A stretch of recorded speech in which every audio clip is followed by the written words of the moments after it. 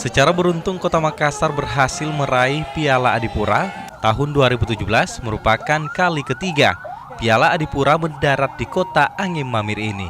Menyambut kedatangan Piala Adipura, warga Kota Makassar pun menyiapkan penyambutan khusus saat piala diarak keliling Kota Makassar Kamis 3 Agustus 2017.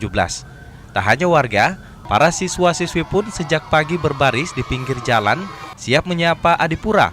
Hal ini sebagai bentuk rasa syukur atas keberhasilan pemerintah Kota Makassar untuk kembali mengukir kebanggaan.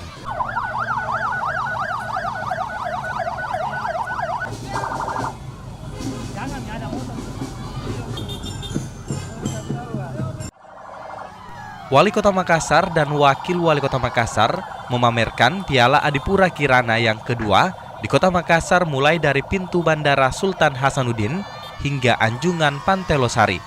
Penyambutan sudah terlihat dilaksanakan sejak perjalanan dari bandara melintasi sejumlah ruas jalan di Kota Makassar, termasuk di Jalan Urip Sumoharjo, APP Tarani dan jalan yang dilalui hingga ke Losari. Ira, Fajar TV dan Fajar Radio melaporkan.